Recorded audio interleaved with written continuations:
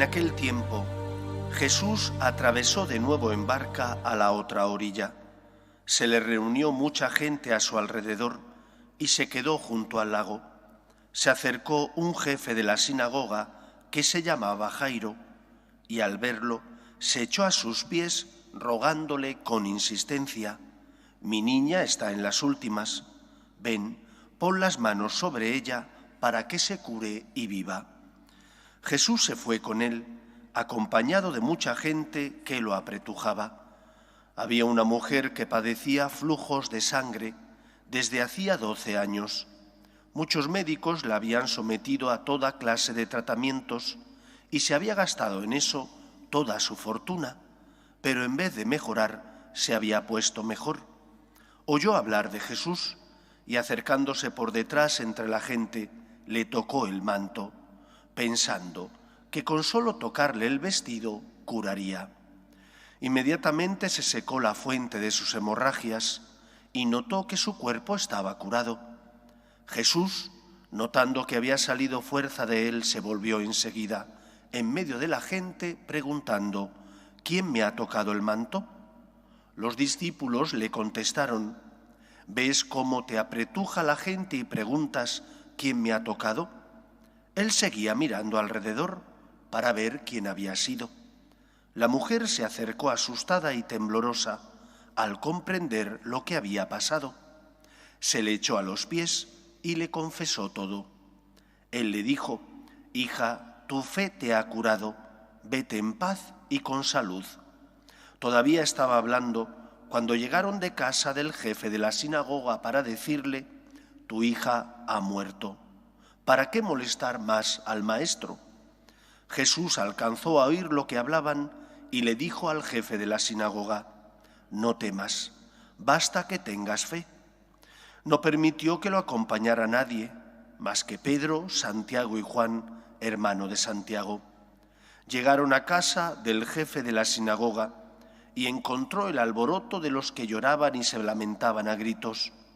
Entró y les dijo: «¿Qué estrépitos y qué lloros son estos? La niña no está muerta, está dormida».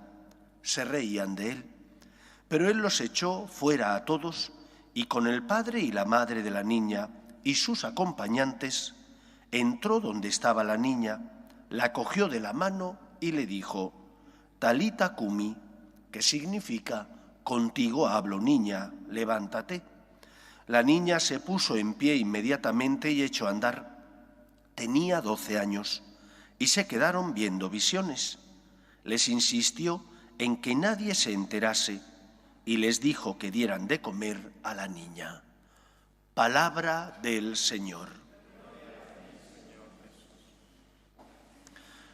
Dicen los Hechos de los Apóstoles que Jesús pasó haciendo el bien y curando a los oprimidos por el diablo, porque Dios estaba con él.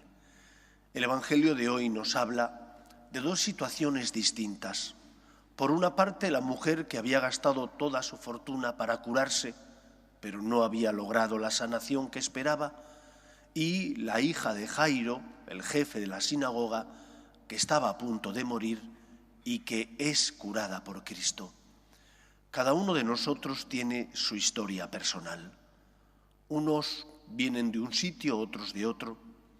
Unas personas tienen dificultades porque a lo mejor están viviendo en una situación irregular, pero son hijos de la Iglesia y vienen a la Iglesia buscando el consuelo, el amor de Dios.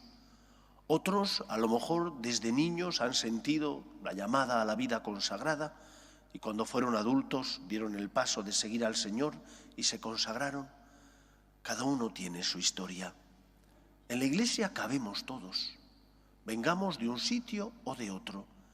Y lo importante es que confiemos en el poder de Dios y que deseemos cambiar de vida, que nos convirtamos al amor de Dios todos los días, puesto que todos los días, de una forma o de otra, tropezamos y caemos, dado que somos débiles.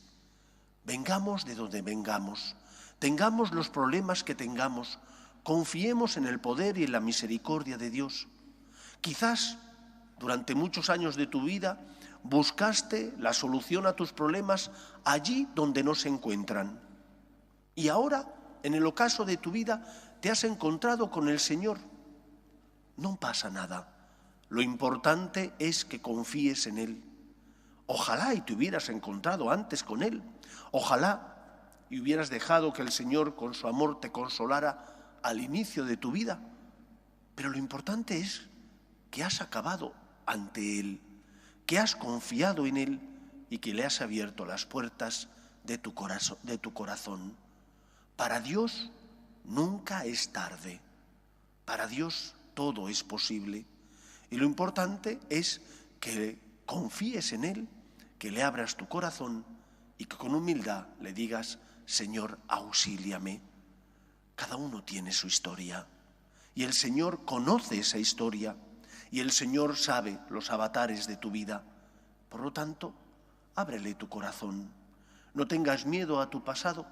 Él ha venido para purificarlo y para, con su gracia, sanar y curar tus heridas. El Señor no se cansa nunca. Somos nosotros los que nos cansamos de volver a empezar. Somos nosotros los que somos inconstantes, los que a veces no tenemos fe y desconfiamos del poder de Dios. Pero Él lo puede todo. Dios no se cansa. Dios es paciente, es misericordioso, es rico en piedad y por eso envió a su Hijo al mundo para salvarnos. Que no te importe tu historia pasada. No mires tanto tus caídas. Levanta la mirada, fija tu mirada en Cristo, confía en aquel que se hizo pecado para perdonar nuestras culpas, para sanar nuestras heridas y para de esa manera elevarnos a la condición de hijos. El hijo sabe que su padre le ama no porque sea perfecto, sino porque es su padre. El padre siempre encuentra razones para acoger al hijo, porque le ama y le quiere. Siéntete así, porque eres hijo, has sido elevado a la condición de hijo de Dios y por lo tanto Dios te espera. Que no encuentre en nosotros nunca el Señor la decepción de aquellos que se fían de sí mismos. Nosotros nos fiamos del Señor y porque creemos en Él, ponemos nuestra vida en sus manos. Pero ahora bien, no solo hemos de confiar en el Señor y creer en el poder de Dios que nos conduce a la salvación y a la conversión, también debemos preguntarnos: ¿y qué hijos somos? ¿Qué tipo de hijos? Porque en la familia hay muchos hijos y podemos ser el hijo que ha malgastado la herencia y vuelve a su casa arrepentido porque la vida le ha enseñado que puso su esperanza en fines y bienes efímeros y pasajeros. O podemos ser el hijo cobardón que se queda en casa porque no tiene valor para salir y cuando vuelve el hijo que lo ha malgastado todo, en lugar de acoger al hermano con amor, le mira con reticencia, con sospecha y con egoísmo. ¿Acogemos a los hermanos que vienen heridos por el pecado y que necesitan de nosotros misericordia, que necesitan de nosotros acogida? ¿O por el contrario, somos siempre profetas de la sospecha? Miramos con reticencias al otro y la medida que usamos no es la que han usado con nosotros. Dios nos perdona, pero ¿tú perdonas? Dios tiene misericordia, ¿tú la tienes? ¿Cuántas veces en los evangelios los discípulos, intentando proteger al Señor equivocadamente, se empeñan en que la persona que está enferma de lepra calle, cuando el leproso no hacía más que gritar: Jesús, hijo de David, ten compasión de mí, cállate, que no molestes al maestro? O impedían que los niños se acercaran al Señor para que no molestaran a Cristo. Pero Jesús se deja molestar porque ha venido como enviado por Dios Padre para curar y sanar nuestras heridas. Seamos misericordiosos y acojamos a todos para conducirles no a vivir esclavizados al pecado, sino a vivir en la libertad de los hijos de Dios. Para que cambien de vida, también necesitan nuestro amor y un corazón siempre abierto. Que sea así en nuestra vida. Nos ponemos en pie.